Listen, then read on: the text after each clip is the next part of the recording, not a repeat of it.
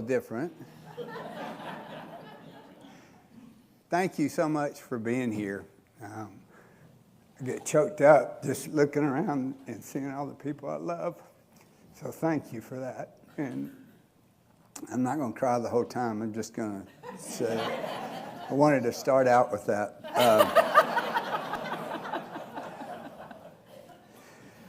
A couple of years ago, I was diagnosed with early stages of Alzheimer's disease.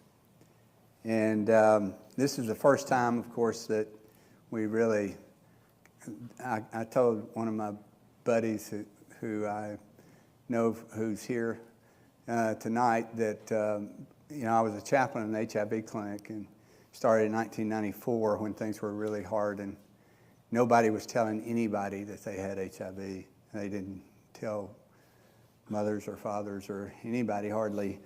And then they taught me that the more they decided, well, dadgummit, I'm just going to start telling people this is too heavy to carry around.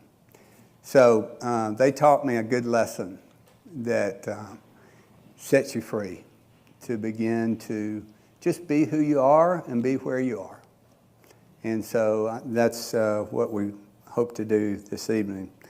We want to both share both hard things as well as good things with you in this. And our goal is not for you to necessarily, I really don't want you necessarily to feel sorry for us.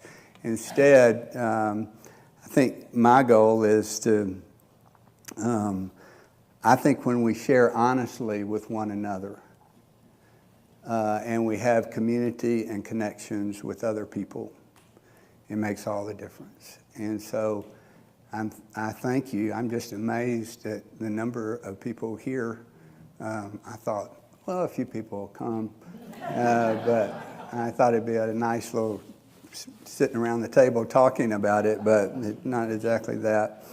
Our hope is that by sharing this, we might not only invite you to walk with us through this journey, but also to offer maybe some encouragement to some of you who may be facing similar, not necessarily this particular illness, but even we all are dealing with something. And so something hard. And so if we're not, we will be, I'm sorry to say.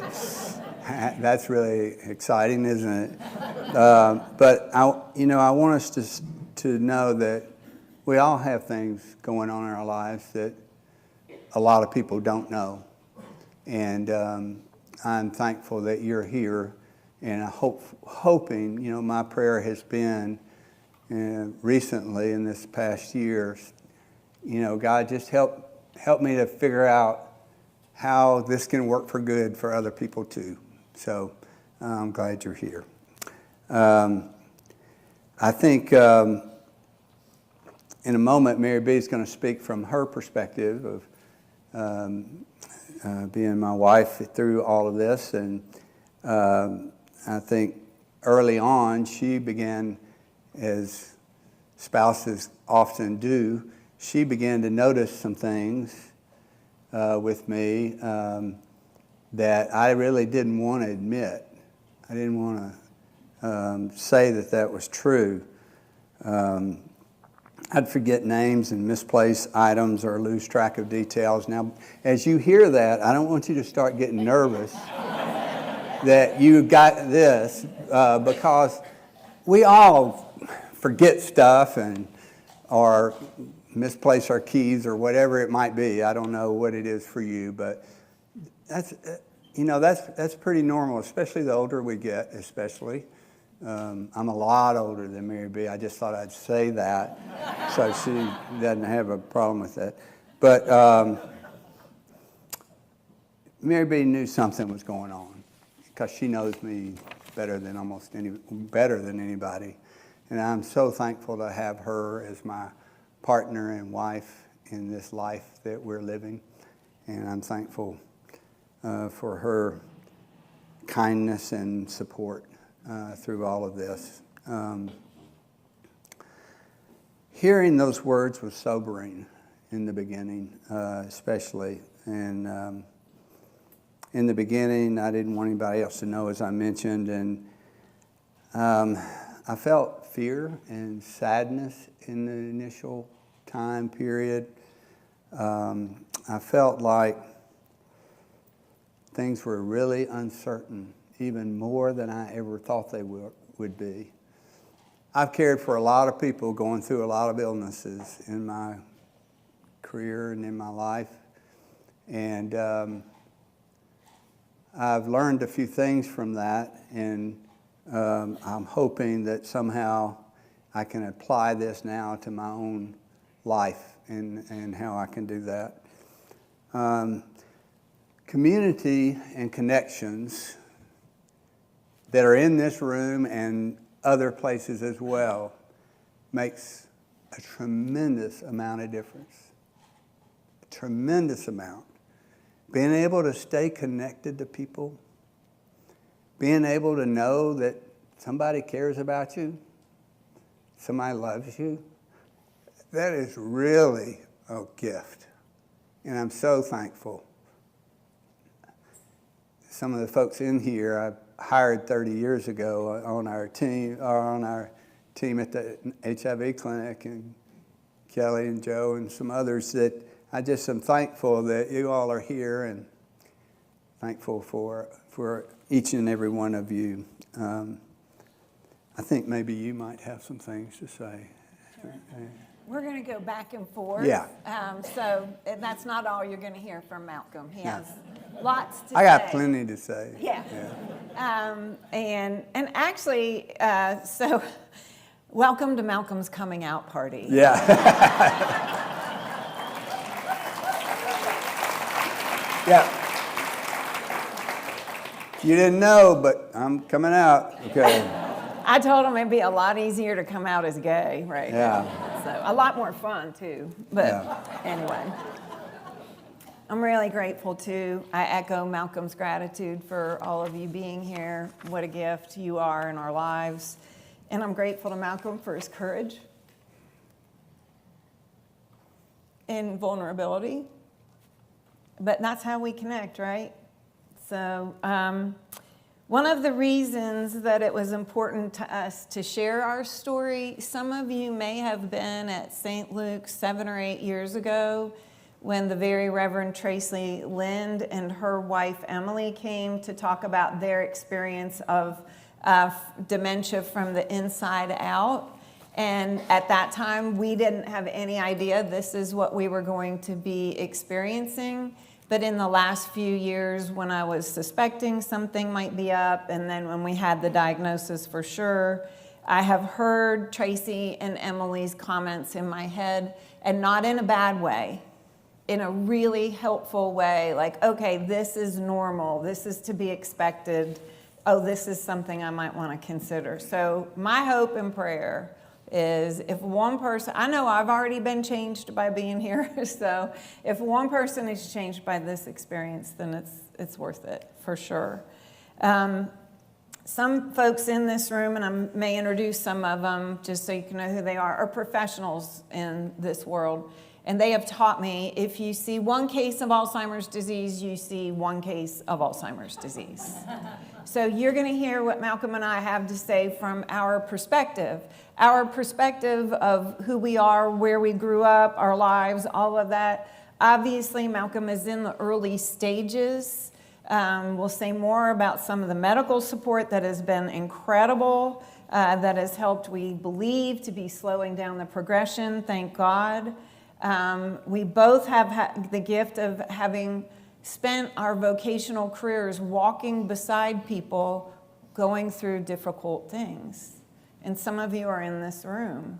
And you and they, the saints in heaven who are surrounding us now too, have taught us and prepared us for this moment. And we're so grateful for all that you have taught us in that way. We were both deeply formed by being raised by families of faith. So mine, a Jersey Catholic, big raucous family. Malcolm, a quiet Southern Baptist family. But both of us came with this undergirding that God is with you no matter what. And, so all these things you're doing for Sunday school for little kids and the prayers you're teaching children and grandchildren at bedtime, I want to encourage you. It's going to sustain them. This is important work that you're doing. So Malcolm mentioned that I started to notice some things. And, the first thing I noticed was he was using the GPS to go places we go all the time. And so then, and I will say when these early signs started showing up, I don't think anybody would hold me up as a poster child for the most supportive wife in the world. I'm like, stop using the GPS. You got to keep using it so you don't lose it. I mean, I can just remember so many things. A lot of kind words. Yeah, it was really. Very encouraging. Yeah. And so, but I was just like, come on. And then, we love to travel. It's always been a part of our relationship. It's still a part of our relationship. But when we were traveling, I would notice, Malcolm would be disoriented, and that went out of the familiar, out of the regular. And, so sometimes I was kind. I'm not saying I wasn't kind all the time, but I'm like, come on, we got to go. And then the calendar. Our calendar has always been very full for lots of different reasons. And as it would change, a few years ago, I just noticed there would be one little thing. I'd say, hey, we're not going out with them on Friday night. It's moved to Saturday night. And it would become a 5 or 10 minute conversation. And I would be frustrated. So to be real, at the beginning, I think was almost harder in some ways. There's stages we all go through. Than where we are now. And then anybody who knows Malcolm knows he's probably the kindest human being on the planet. And it was really out of character that he was defensive and irritable.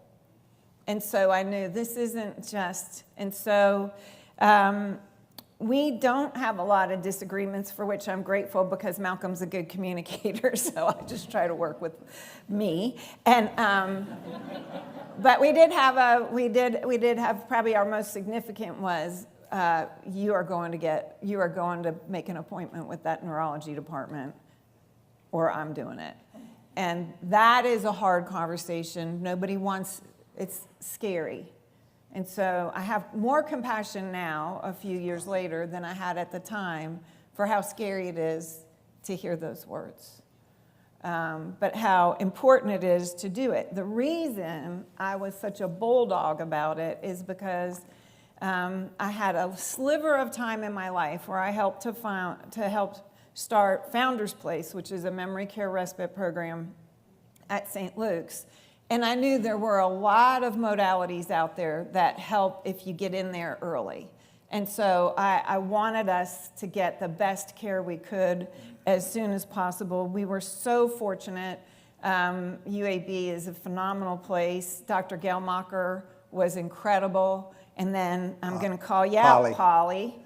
Polly Piggott is here in the back, who is Malcolm's primary care person who we see in the neurology department, and she comes from good stuff. Her mom is Miller Pickett, who's right next to her, who is the director of, and has been for a long time, Central Alabama Alzheimer's Association. And so thank God that we got there, as hard as it was to hear that news, because Malcolm is receiving Leqembi infusions every 2 weeks. And I personally think that is slowing down the progression. I'm sure there's ways as we keep doing checking to find out if it is or not. But I think Malcolm's doing well. Nothing can, as you know, cure Alzheimer's disease yet. But there are a lot of good medicines, therapies, support groups, and other things that are there if we're willing to have the courage to find out if that's what we're dealing with.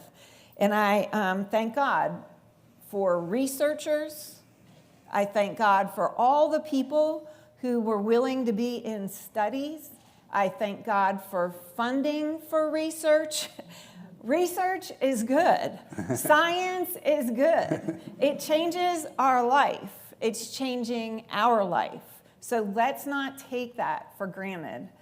And I know a lot of us in this room, as Malcolm mentioned, are dealing with a lot of different things. And so whether it's Parkinson's, whether it's just the regular aging process, mental health, children, we all have something that we're dealing with. And I'm grateful that we have the support and the medical community around us. You are such beautiful friends. This parish has been amazing.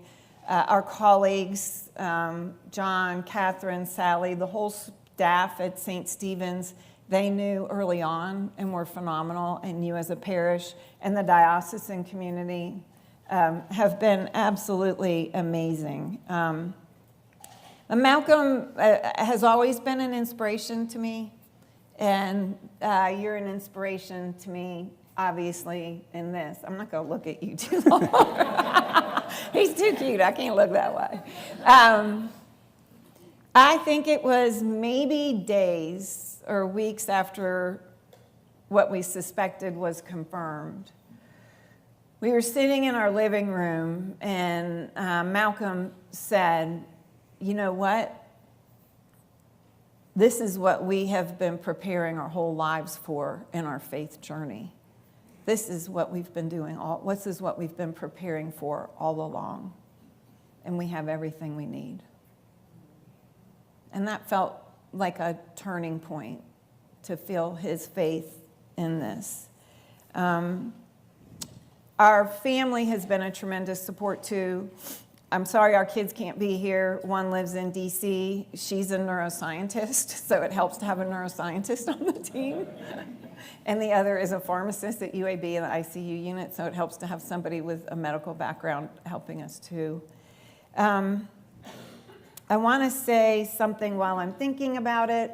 I mentioned Polly and Miller, and I wanted to let you know, and I mentioned Founders Place. So over here is Susanna Whitsett, who is the director of Founders Place. Raise your hand.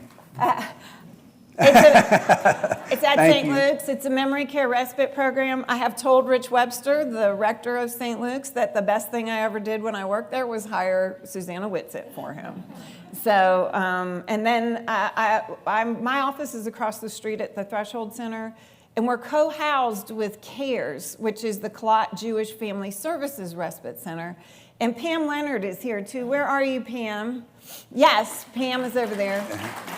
Her son is the first child I ever baptized. So full circle with Pam. And Pam and Lacey have been wonderful to me when I'm over there to have good ideas. And it's just so joyful. And I think, and they have some resources for you that are out on a table. So I wanted to make sure that you knew about that. All right, I've gone on. Malcolm, what are the challenges you're facing now? Well, there are challenges I'm just facing, and that's just part of it. And I'm getting to where I can admit it better. And admitting it also relieves a little stress just by saying it. So I think, for instance, some of you knew me back in the 90s when technology was really just taking off. And I was so in touch with that and was just like, it was almost like playing football all over again. I played football for a little while. And I thought that'd come up. Yeah, I had to throw that in there.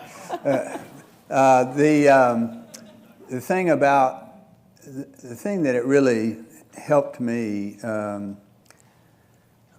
what's a better way to say it? You gonna be quiet? Okay. I think being that with technology, all of that now is harder to keep up with if you're not right on the edge of it all the time, because it moves so fast. And so that's true for a lot of people. But for me, that I notice I'll get frustrated in not being able to do something that I've been able to figure out on my own before. And so I have to ask Google to tell me, or I have to do something like that to figure it out. So I'm also learning that anxiety makes all of this worse. The more anxious you get, the more nervous, the more frustrated you get with it, the harder it gets. And so learning how, or remembering how to calm ourselves through many different ways, whether it's centering prayer, or whether it's just having prayer, quiet prayer yourself, a prayer time that I have each morning, or if it's something else that can just kind of calm our spirit. Sometimes for me it's instrumental, beautiful music. Sometimes it's watching a video of nature. For me, being out in nature is a real gift and healing for me. I like to take some photographs of nature often. That's a hobby of mine, and just noticing color and noticing animals and sunsets and sunrises and all of that. So I've noticed that helps me some, is to lean back on that, being able to calm that anxiety. Medicine helps with it too. At this age, I just turned 70 this year. When that happened, I went, how in the world did that zero come after, be 70 all of a sudden? And then I have, fortunately, some friends that are past 70, and they go, oh, that's nothing. So I go, oh, okay, well, I better not complain too much about that. But there are other things that I think really I'm asking Mary B. more and more about things. When we travel, there are places that look familiar to me. Now, they may be places that have similar kind of buildings. They may have similar kind of nature. But when I see them, I just look over at her and I go, have I been here before? And sometimes, not an argument, but just a good going back and forth for a moment, she'll go, no, we haven't been here. And I go, are you sure? Because it looks familiar to me. And so those are the kinds of frustrating things that might happen. I wish when I had traveled for the 1917 clinic, the HIV clinic, I don't know, more than half the number of states in the United States that we did care team trainings in, and more than a dozen countries that I went to well, you land in places where there are mountains or there's big lakes or something, you go, this looks familiar, but I haven't been there maybe before. And so it's hard for me to distinguish it between those two.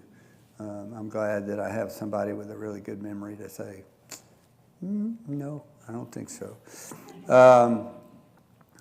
I think a lot of days I feel strong and capable. I had a day this week, 2 days ago. I was walking one of our dogs, which I do regularly, and in the neighborhood, and I just had this hour of as much clarity as I could remember in the last 2 years.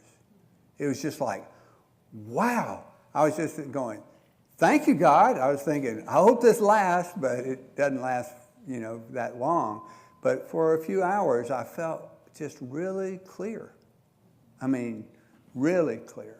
And so I was so thankful, and that you just give thanks for those kinds of times. I think the main thing that I keep telling myself, I'm still me. And I'm still Malcolm.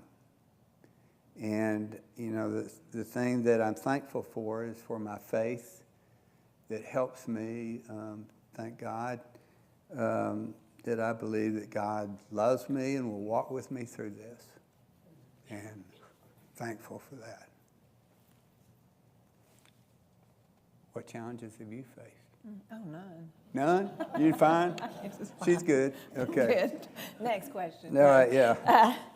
I think for me, I like to run at a fast pace. Like I'm looking at my buddy Padre Jose back there, and he knows when we walk. And even when I had my foot injury, he goes, "Sister, slow down." And so I run. I like to move, and keep doing or whatever. And so the biggest challenge has been slow down. One of the big challenges has been patience. To just go, to take a breath and go, okay, just stay with it. Stay here now. I'll hear myself in my head say that sometimes. Just stay here now. Just stay here now. And to feel love instead of impatience. And that's there a lot, and it's not always there. I mean, we're imperfect humans, just, struggle on the struggle bus with everybody else sometimes.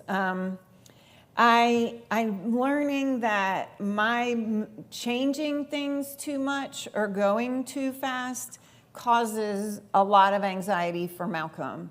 And so I have a feeling my children wish I would have learned this a long time ago. And so this is both a gift and a challenge, right? It's both. It's both, but trying to stay the course, not change too much, be patient. And I need to regulate my pace. That is a challenge. And then to be real, that sometimes I'm really sad that I have to regulate my pace because it's not what I want. It's not what I want right now. And I really don't want why. And so some of that is a challenge.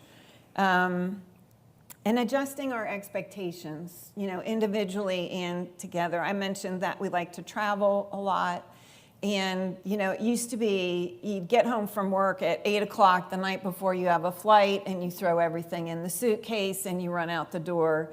And we are having to be really intentional about getting ready for anything. And I bet a lot of you are finding that for different reasons in your life as well. So, and when we're traveling, making sure that we are staying close to one another.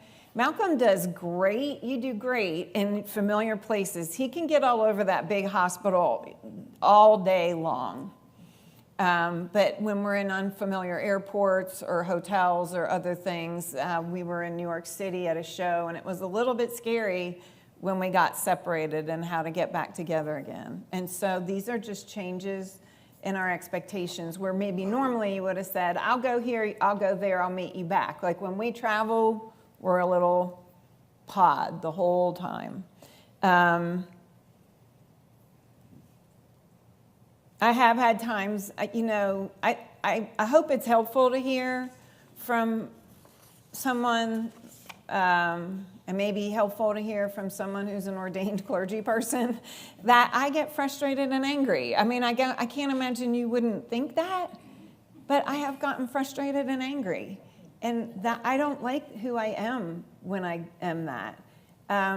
If you know, as I said, Malcolm is the kindest person. And so my biggest sadness is that I've ever been frustrated or angry because Malcolm's doing nothing wrong. It's the disease, it's not Malcolm. And it's not often, but it does happen now and then. This disease has changed parts of our relationship because, it's important for me. Before any of this was going on, and I'm not revealing anything that anybody who's known me more than 5 minutes would know, I can be a little controlling. I know how I like things. Oh, who's laughing really loud back there? Scott Holtham, you have to leave. I just know how I like it, It's usually good. You're good at it. Thank you. So now I have to look at okay, when is what I'm doing here helpful? When is it controlling? When is it insulting? And it's not the same today. as it was before, as it'll be tomorrow. So again, it requires slowing down and being intentional and coming back to trying to have some kindness in my heart, and to pay attention. Anybody who is a couple that's living with serious illness within your relationship knows that it can be hard to know what's impacting this relationship. Is it the disease? Is it the right? Like you're trying to tease Hard it to out. separate it out. Yeah, how do you tease it out? But the bottom line is, I need to do my work anyway. So what's it matter? What does it matter? It's there. An example is what Malcolm brought up about this thinking, like, I think I did a care team training here, and many of the places he did, and some of the places he didn't. Kelly's here. Kelly, He would text her wherever we are. Did we do one on Icefields Parkway in Canada? So Kelly's so kind. And so then I realized, like, at one point, I'm like, okay, I used to want to make sure, like Malcolm said, where I'd go no, or even getting out passports or something. And then I realized, what does it matter? And what do I really know? And so some of it is choosing, it's more important to be in relationship than it is to be right. That may be true for a lot of us, huh? The last thing I want to say about this is, Malcolm came into our family's life. He's the stepdad to Brendan and Kiki 22 years ago, and he just broke our hearts open in the most beautiful way, and he's been the rock for our family. So one of the shifts is having to take on more of being the rock. And I'm grateful because he and my father have been great examples of helping me see how to do that. All right, I think I'm going to have to watch we're okay, I guess, right now. Are you guys doing okay? All right, we going too long? So a couple more things. Malcolm, I've been inspired by your workarounds. Do you want to speak to that a little bit? Yeah, Polly, where are you? Polly, raise your hand. Yeah, Polly, along with others, mentioned to me, well, this is a good thing. I'm like, I always have to work around things. I have to figure out another way to do it. And it's like, oh, that's good. And so there are workarounds, they're just simple things. These are not dramatic at all. But it's, for instance, I use my digital calendar. When Mary B starts going fast, I go, wait. Okay, let me get that on my calendar and confirm it with you, okay? Instead of just going and keeping on with the conversation. Because if I don't put it down on there, then I'm not going to think about it, and I'm going to miss it, or whatever it is. And so being able to use my calendar to make sure I remember it by being able to look it up. And so that helps a lot. Little things like, the older you get, I have a lot of medications.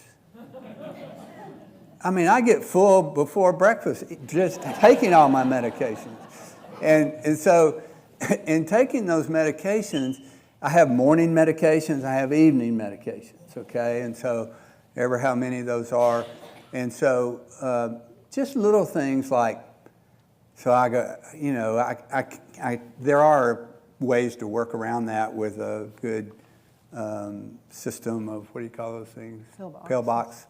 And where it just goes, this is Monday morning, and that sort of thing. But for me, I sometimes get impatient in putting all the pills and all the things over and over again. So I just said, I got to find another way. So I just put morning medicines taken and put a question mark at it and repeat it every single day. And then when I take my medicines, I take off the question mark. And so, little things like that. It's just like, okay, that way, even if I start to second guess myself, I can look back and go, no, because I'm really obsessive about, as soon as I take them, I go, question mark, you're gone. So that really helps me to be able to be confident about being able to manage my own medications. And it helps me some. One of the things I do just quickly at UAB now is I've shifted from being chaplain and director of pastoral care, and now I'm what they call a wellness advocate. That takes a long time to explain, but it's basically to help employees be well, to take care of themselves. So my job is to care for them and help them to care for themselves, okay? So one of the ways I do that is I have a big poster board in the busiest intersection of UAB Hospital in North Pavilion on the second floor. It's like an airplane terminal every day at lunchtime. I mean, there are 1,000 people who walk through there, literally. And so I'll be sitting, I sit in front of this huge poster board that says something like, would you like, take 5 minutes for your own well-being? Would you like a listening ear, an encouraging word, or a prayer? And I have a chair I sit in and a chair right across from me. And I sit there and I play really relaxing music on my laptop and just sit there and greet people. And I've been there 31 years, and so I know a few people who walk by there. And so they will stop and sit down. And each day for a couple of hours sitting there, I'll talk to 10 or 20 people and listen to what's going on in their lives that's really hard. Well, now the next thing to work around is, how in the heck am I going to remember all this? Because there are a lot of different stories. This one's father's in the hospital, and this adult child is going through a divorce, or just all kinds of things. And so we have prayers about those. And then I want to have a pastoral relationship with them, and I want to follow up with them. But if you talk to 20 different people every single day, that's 400 people a month, all right? Not that they're all different all the time, but so what I'll do is, as soon as they walk away, I just transcribe. You've done that before on your phone. You just talk into it by pushing a button, and I'll transcribe, follow up with this person in 1 week, and this is what's going on in their life. And I'll just do it really quickly, because if I don't do that, it's too many to keep up with. And so it's trying to figure out how to continue a pastoral relationship with people who are going through challenging times in their life. Those are just some really small examples, and they're not complicated at all, but they help me to keep up with people. And there are a lot of gifts I'm discovering with Alzheimer's. You go, what in the heck could that be? Well, for me, some of the gifts of, I intentionally slow down more than I did before, because I can't do it as fast as I used to. So the more I slow down, anytime I feel myself starting to get anxious during the day, I go, okay. I talk to myself. People around me are probably going, yep, he's really got it. But I'll say to myself softly, it's okay.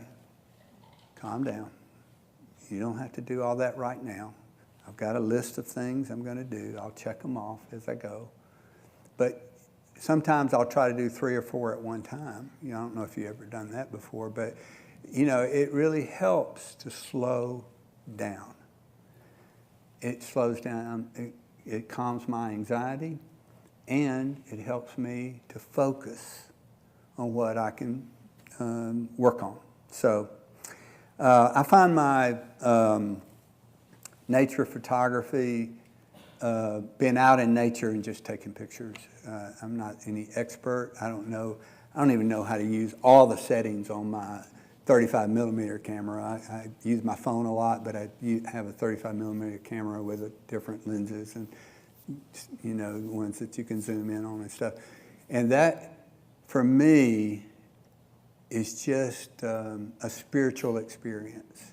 To focus in on color, to see an animal and be able to catch it just at the right time.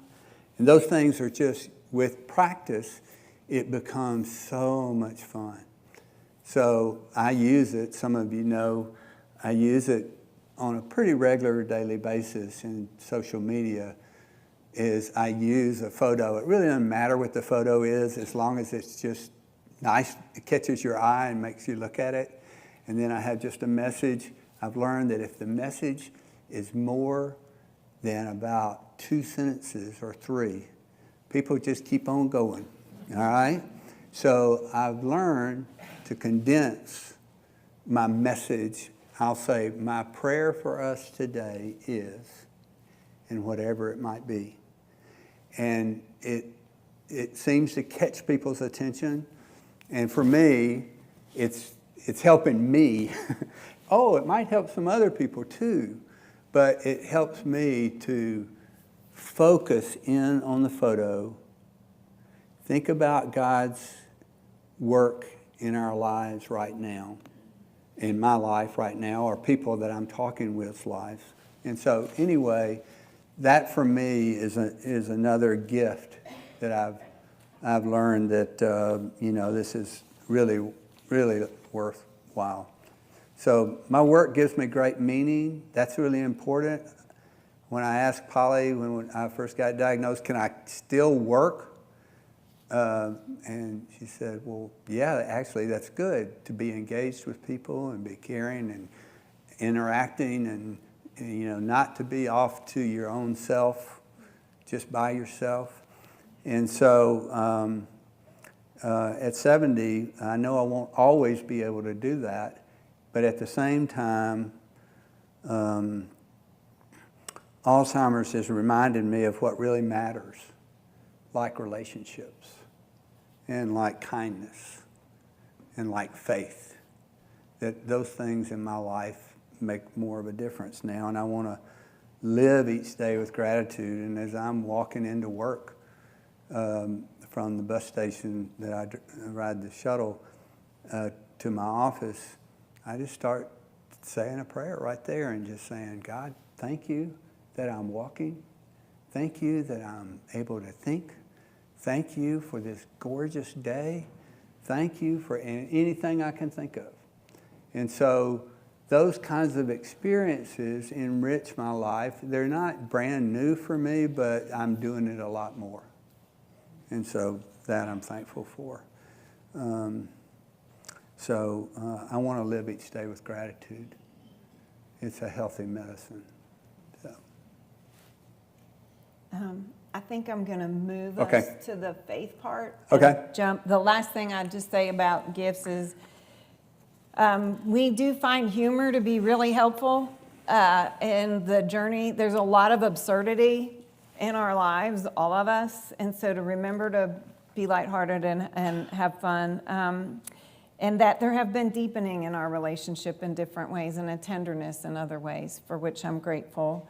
I'm just going to briefly, I want us to talk about our faith as the last piece that we talk about here together.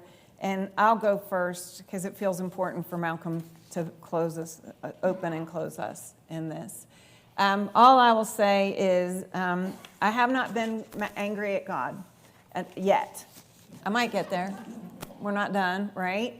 But I think part of it is because of all the things the people who I've mentioned before have gone before have taught me that everybody's carrying something. So it helps to hold that.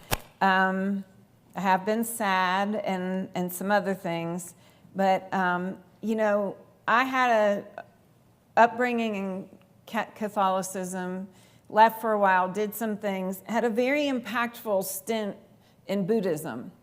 And I am not an expert in Buddhism, but the few years that I was studying and practicing Tibetan Buddhist practice really helped me in a unique way understand the concept that everything in life is impermanent and that our suffering is magnified when we try to hold on to keep things as opposed to accepting the real. And so this sense of that has been helpful to me in a way with this journey, but it's really been through Malcolm's love that loved me back to life 20-something years ago. and then loved... 24 and a half. Yeah, okay. Since we met and since we started dating. He knows the important stuff. But also loved me back to Christianity, because I thought, this is it. And so then thank God for this, because it's the faith of knowing in particular that Jesus is with me as close as every breath I take. I'm never alone. I'm carried. No matter what happens, I will not be alone. I can be out in a million miles away from another human being.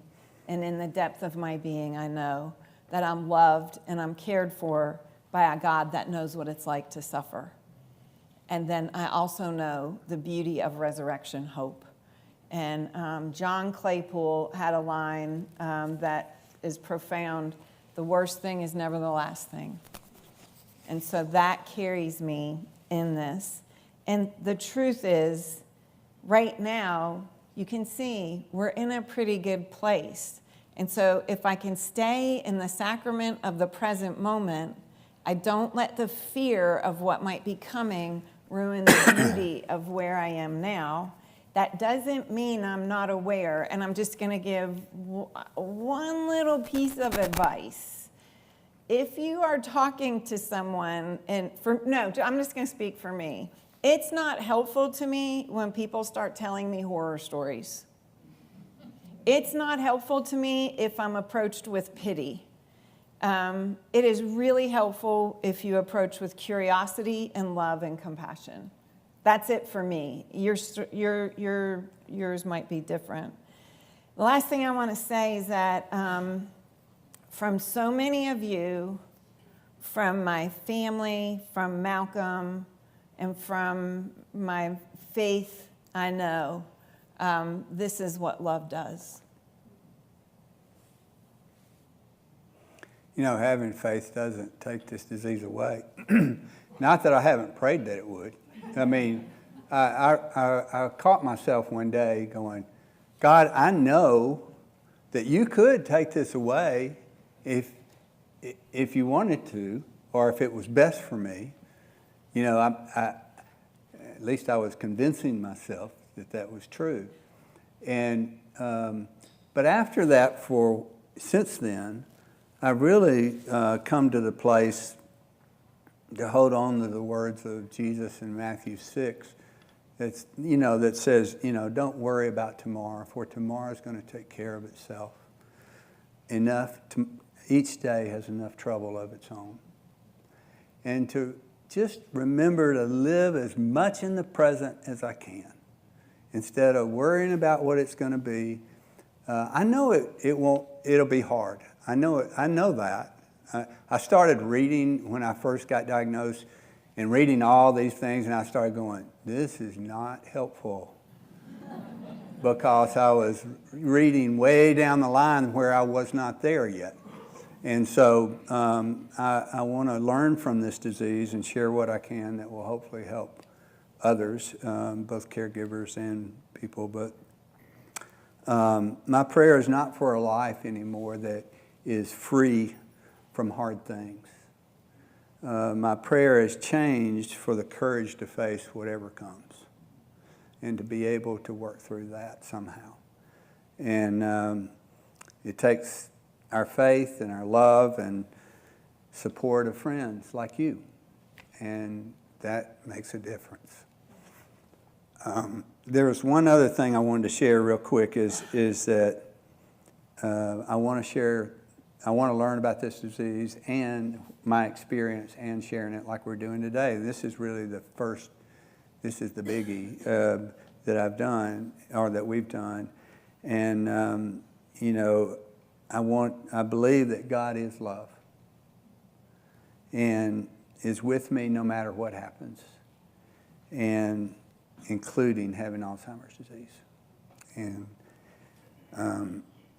I wonder what God might do with the apparent failures as well as hardships that I experience in my life. And I hope somehow that can benefit others as well as myself. Oh, going forward? Turn it over. The next one. Oh, thank you. Be patient when I repeat myself. Thank you. Some of you have already done that for me. Treat us the way you always have. That helps a lot. Share a meal, send a note. Walk along beside us, sit with us. Most of all, pray for us. Laugh with us. Joy is still part of this story. And this is not the end of our story, just the beginning of a new chapter. And we don't have all the answers. I don't. We do know this, that we don't want to walk this road alone. And that's one of the reasons we're doing this tonight. And my hope is that sharing today or this evening helps someone else feel a little less afraid, a little less isolated. If you're carrying something heavy in your own life, I want you to know you don't have to carry it by yourself. It's like a heavy backpack. Take some of it out and let somebody else share it with you. I really appreciate y'all being here. Thank you. Thank you.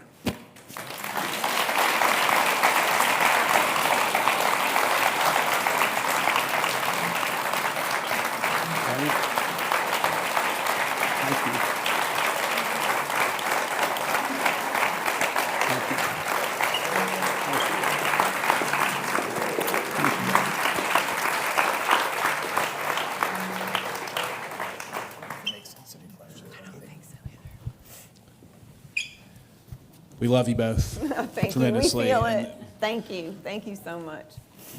And I think we're just going to make a little pivot. We had thought about having questions, and I don't think that's fair to the two of y'all. Mm-hmm. And just incredibly grateful. And we love you. Ask him later. Thank you. And Malcolm, you are accustomed to blessing us and commissioning us. Would you be willing to bless us tonight? Yeah. And commission Sure. us and send Sure. us forth this evening? Yeah. You got a microphone? Yeah. Remember that as you go, that God is with you. God is above you, watching over you as a good shepherd. God is below you, ready to lift you up in your weakest moments. God is beside you, holding your hand, no matter what you are going through. God is in front of you, calling you forward in faith, even when you cannot see how it's going to work out. God is behind you to give you encouragement when you want to give up.